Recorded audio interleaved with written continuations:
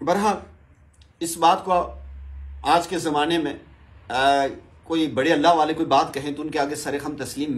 اس فقیر کا جو ذاتی تجربہ ہے، جو اللہ والوں سے سیکھا بھی ہے، آج کے زمانے میں ایک مرد کو بالکل ہاتھ نہیں اٹھانا چاہیے اس بات کو سامنے رکھ کر، کیونکہ آج کل نہ وہ مرد ہیں کہ جو ان باتوں کو اچھے سے سمجھ سکے، نہ ان عورتوں کے اندر وہ صلاحیتیں ہیں.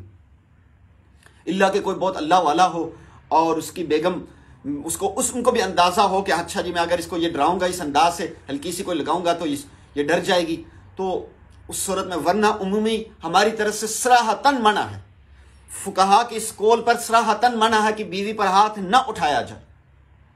کیوں کہ آپ غصے کو کنٹرول نہیں کر سکیں گے، آپ شریعت کی حدود کے اندر نہیں رہ سکیں گے، شریعت کی حدود کو کراس کر لیں گے. آج کل جتنے مردوں کے ہمارے پاس معاملات ہیں، ہاتھ اٹھایا وہ گردن سے پکڑ لیتے، بالوں سے پکڑ لیتے، ایسا تھپڑ ایسا مکہ مار دیتے کہ منہ پہ پھٹ پھٹ کے خون آ رہا ہوتا ہے.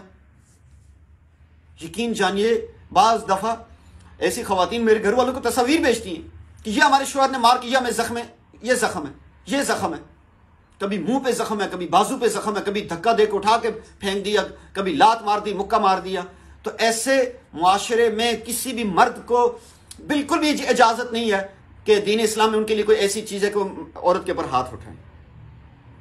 جو عورت کے اوپر ہاتھ اٹھاتے اس عورت کے پاس پھر اپنی ضرورت پوری کرنے کے لیے جاتے. نبی پاک صلی اللہ علیہ وسلم نے ان کو پوچھا، شرم نہیں آتی ہے؟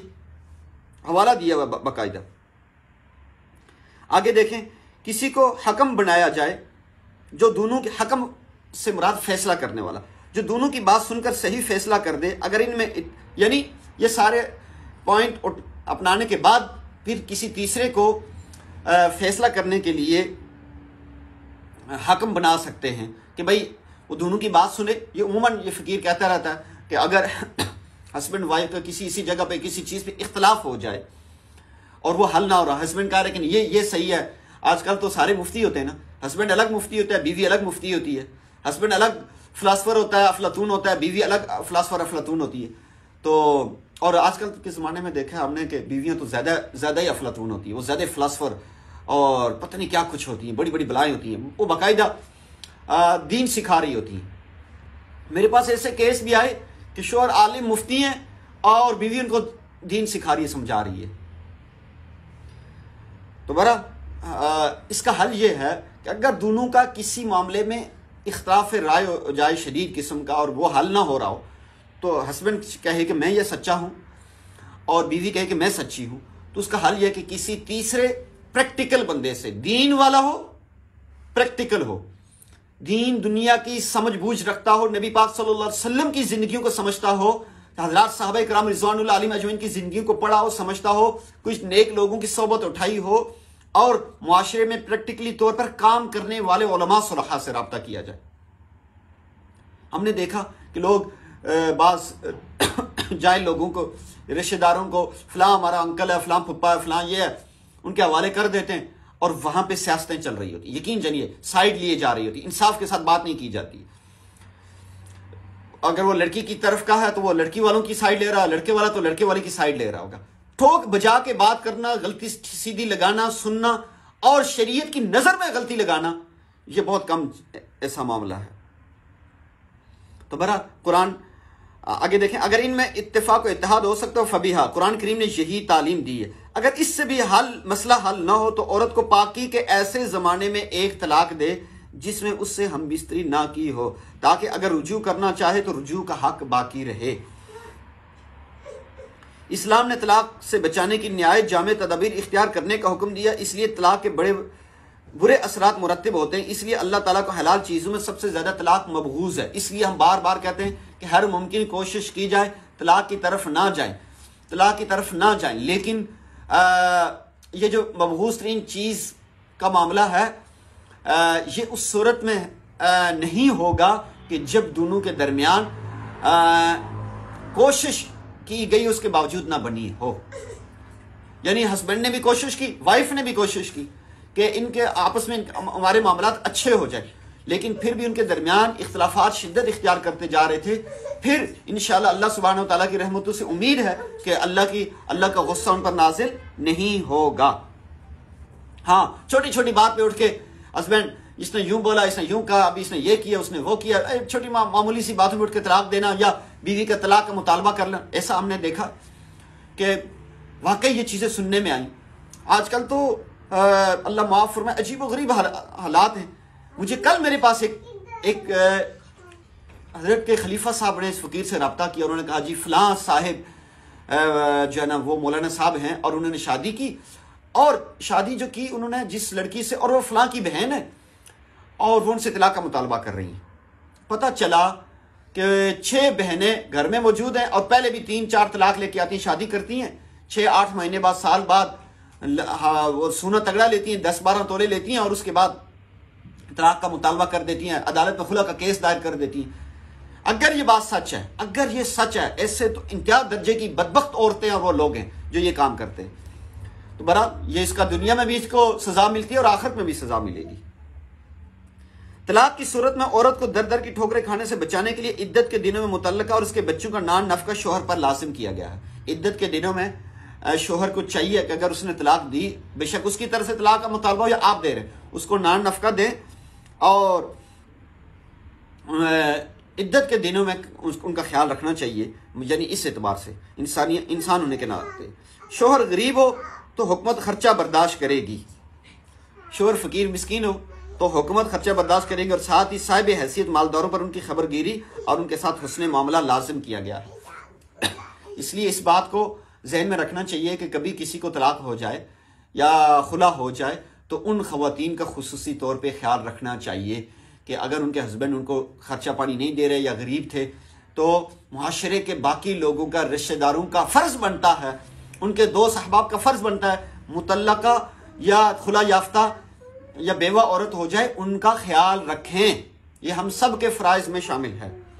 وہ حکومت تو ہے نہیں، تو اس لیے ہم لوگوں کو خیال رکھنا ہوگا۔ شوہر اچھا آگے دیکھیں، مالداروں کو غربا کا خیال نہ کرنے پر سخت عذاب اور حساب کتاب سے ڈرایا گیا ہے۔ اپنے معاشرے میں دائیں بائیں ضرور نظر رکھیں، جہاں کوئی خلا یافتہ، مطلقہ یا بیوہ عورت ہو، ہم نے ان کا خیال رکھنا ہے۔ آگے دیکھیں، بچوں اور قریب البلوغ لڑکوں کا فارغ اور بے وقت گزارنا۔ اچھا، طلاق کے، خلا کے اثرات بچوں پر پڑ رہے ہیں، ظاہر بچوں کی چیزیں چل رہی تھیں، تو اب اس کے ضمن میں جو جو چیزیں آ رہی ہیں یہ اس میں سمجھا رہے ہیں اس کتاب میں۔ تو اب آگے بچوں کے حوالے سے دوبارہ بات فرمائی جا رہی ہے کہ فراغت اور بیکاری بھی انحراف اور خراب ہونے کا ذریعہ بنتی ہے، مربیوں کو اس کا خوب خیال رکھنا چاہیے اور انہیں مفید اور کارآمد امور میں لگائے رکھیں۔ نماز کی رغبت دلائیں جو ایک عظیم ترین بنیادی عبادت، جسمانی ورزش اور نظافت و طہارت کا ذریعہ ہے۔ اسی لیے بچے کے 7 سال ہونے پر نماز کا حکم دینے اور 10 سال کا ہونے پر نماز کے سلسلے میں مارنے کا حکم دیا۔ اسی طرح بچوں کو جہاد کا شوق، شہ سواری، تیر اندازی، تیرنا، چھلانگ لگانا، کشتی وغیرہ کرنا سکھانا چاہیے اور اچھی کتابوں کا مطالعہ کرنے کا عادی بنانا چاہیے۔ ورزش اور تقریر و تحریر کی مشق کروانا چاہیے۔ اچھا، اس میں ایک بڑی خاص پوائنٹ والی، نقطے والی بات بتائی ہے کہ بچوں کو فارغ نہ بیٹھنے دیں۔ آج کل بچے فارغ بیٹھتے ہیں تو کیا کرتے ہیں؟ موبائل۔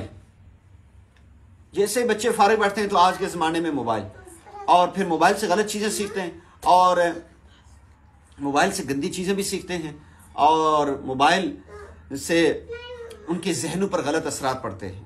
تو اس لیے ہر ممکن کوشش ہے کہ بچوں کو موبائل سے دور رکھیں، بچوں کو مصروف رکھنے کی ترتیب بنائیں، گھر میں وہ کسی نہ کسی چیز میں مصروف رہیں۔ کہیں بچے کھیلنے، یہ جو باہر بچوں کے ساتھ جا کے کھیلتے یہ کھیلنے دیا جائے، ہاں اللہ کہ کہیں کوئی بہت گندے قسم کے بچے ہوں، گالیاں دینے والے ہوں، اس طرح کے ہوں۔ 2-3 بہن بھائی ہیں، ان کو فٹ بال لا کے دیں، بیڈمنٹن لا کے دیں، چڑی چھکا جس کو بولتے ہیں یہ لا کے دیں، تاکہ ان کے ساتھ بچے ان چیزوں میں مشغول ہوں، کھیلنے کودنے کی طرف لگنے چاہیے پڑھائی کے علاوہ۔ جو ایسے کھیل، ایک تو یہ موبائل پہ گیم کھیلنے والی نا، اس سے بچا کر جو جسمانی گیم ہے اس کی طرف لگانا چاہیے، اس سے بچوں کے پر اچھے اثرات پڑتے ہیں۔ اس سلسلہ میں اللہ سبحانہ وتعالیٰ اور نبی کریم صلی اللہ علیہ وسلم نے مختلف احکامات بیان فرمائے ہیں۔ قرآن کریم میں دشمن سے لڑنے کے لیے پلے ہوئے گھوڑے اور سامان جنگ جمع کرنے کا حکم دیا گیا ہے۔ حدیث میں ہے صحت کو بیماری سے پہلے غنیمت جانو، اور فرمایا تیر اندازی اور شہ سواری سیکھو، اور تیر اندازی سیکھو، یہ مجھے اس سے زیادہ پسند ہے کہ شہ سواری سیکھو، کھیل کو لغو قرار دیا گیا، البتہ نشانہ بازی، گھوڑے کو سدانے، بیوی سے دل لگی اور تیراکی سیکھنے کو اس سے مستثنا قرار دیا گیا۔ ایسا کھیل جس سے جسمانی صحت اچھی ہو، گھڑ سواری ہے، تیرنا ہے، تو یہ چیزیں بچوں کو اگر اسباب وسائل ہوں، شہروں میں بھی بعض جگہوں پہ سکھاتے ہیں، تو ضرور بچوں کو سکھانے چاہیے۔ جو بچے ان چیزوں میں لگتے ہیں تو ان کی صحت بہت اچھی ہوتی ہے اور اس کے بہت پازیٹیو اثرات پڑتے ہیں۔ آج کے زمانے میں کراٹے کی کلاسز ہو رہی ہوتی ہیں، کراٹے کلاسز میں بچوں کو بھیجیں، تھوڑے بڑے ہو جائیں جم کرنے کے لیے۔ میں آج کے زمانے میں کہوں گا نماز، والدین کی بات ماننا اور جھوٹ سے بچنا اور جم ورزش بچے کے لیے لازمی قرار دینی چاہیے۔